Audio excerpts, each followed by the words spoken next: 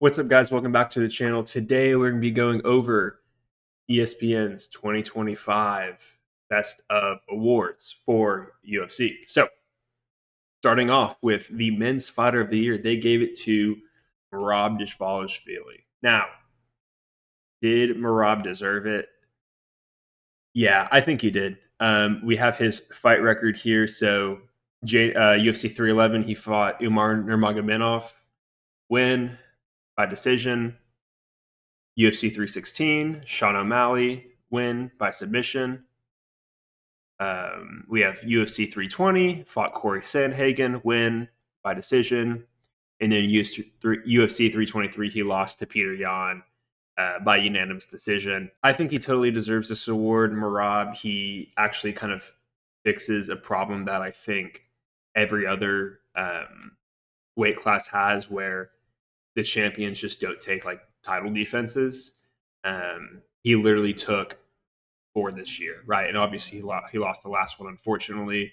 I thought Jan did a great job, but I mean, this is a champion who actually defends his title, which is legit. Like basically, no other current champions are doing that, which I think is a big problem. And I'll probably make a video about it later. But most of his fights, do go to decision, and you could argue that he might be a boring fighter because of his wrestling, but he's just a beast. I do think he is entertaining, and I think um, a lot of people don't like wrestling; they think it's boring, but he finds a way to make it entertaining. And even in his loss against Jan, I think he looked. It was an entertaining fight. Like he was honestly getting pieced up, and like it looked like Jan knew everything to do like at the exact time. Like he had a very good fight IQ. But I think he deserves it. I think he was a great fighter. So up next, we have Women's Fighter of the Year going to Valentina Shevchenko. Now, I don't really watch a lot of women's fighting; just not really interests me. But she only had she only had two fights um, this year. We have Manon Fiorot and then Zhang Weili. Um, I did watch the Weili fight, and it was kind of impressive.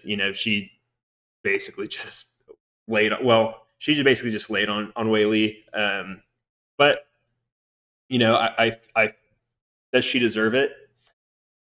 I don't really know. Like I said, like I said, I don't really watch it. So let me know in the comments below if you think she deserves it or not. There's not really any other notable female fighters that I can think of. The only other fighter I can think of is Kayla Harrison, who I thought had a good fight, and she's actually fighting Nunez, I think, coming up. So maybe it belonged to her. You can maybe say that she got robbed, and Shevchenko doesn't really deserve it. But let me know what you guys think in the comments. I'm not really sure about this one. So best event of the year, UFC 317.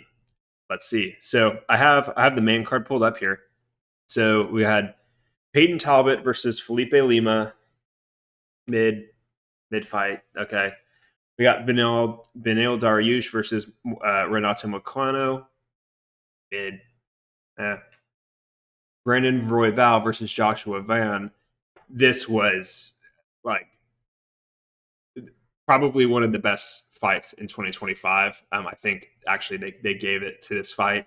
But if you haven't seen this fight yet, this is like they went to war. This was an awesome fight. It was crazy. So totally deserves it from this point of view. Like this was a fantastic fight, and really, I think this was the fight that gave Van the title shot against Pantoja. So they had the call out and everything. I thought he looked fantastic. So next up, we have Alexandre Pantoja versus Kai Kara France.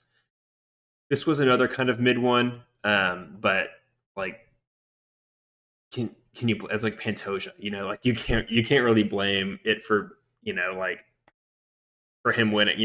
He's just so good. Like it wasn't even Kai Kara France's fault. So another mid fight just because Pantoja's so good. In my opinion, maybe you thought it was entertaining and you liked it. I thought it was just okay. And then of course the main title fight, Ilia Topuria versus Charles Oliveira. This was another probably top 5 fights of 2025. So it was good. It was good. Obviously, Ilya knocking out in the first round was like crazy. I remember watching it and I was like, oh my goodness, like this guy is unbeatable. So I would say valid. I would say valid valid card for 317 being the best card of the year.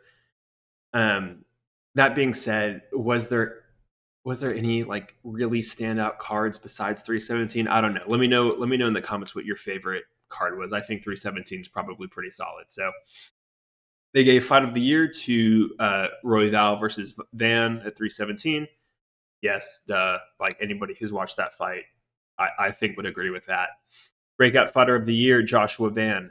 Yes, um, I can't really think of another fighter that would be breakout just because of what happened in the Van Pantoja fight, like Pantoja breaking his break or dislocating his elbow, arm, or whatever, and Van winning the title off of that. Like, you just can't beat that. Like that's just such a crazy freak occurrence. So I think that's fair. That's a valid. KO of the year, we have Mauricio Ruffy's spinning wheel kick against King Green at UFC 313. So I have that pulled up here. Let's take a look. You saw he just landed that right hand on Green, and it really did wake King Green up. Oh, yeah. that's pretty cold. I'm not gonna lie. Yeah, I think that's I see why that's the KO of the year. Up next, a little bit later in the video, we're gonna look at like the back-to-back spinning elbows at 319. I could see one of those being knockout of the year, like Protez against Jeff Neal, possibly, but valid. I'll give them that. It's valid. Submission of the year: Gene Silva's ninja choke against Bryce Mitchell at 314. I have that one pulled up here. Let's take a look. Big kicks. That was a big right hand. Oh, beautiful shot there by Mitchell. Silva defending right in front of his corner. Oh, good left hand by Silva.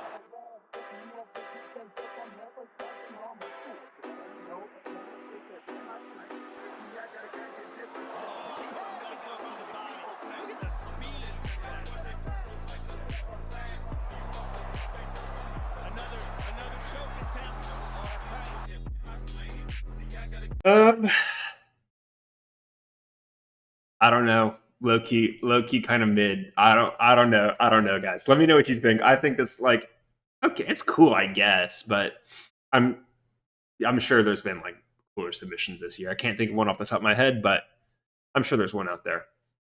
Okay, next one. Memorable moment of the year. Back-to-back spinning elbow KOs at UFC 319. Yes. Okay.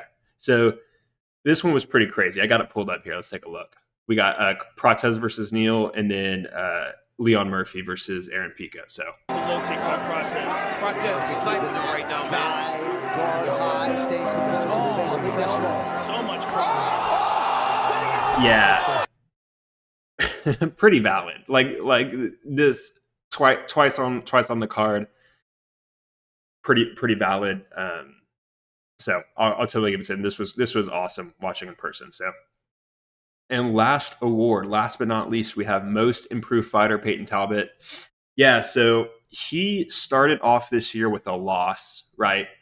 And I think he really, he's what 9-0 before that loss. So, switching to 9-1, I really think he learned his lesson, especially if you just watched the Henry Cejudo fight.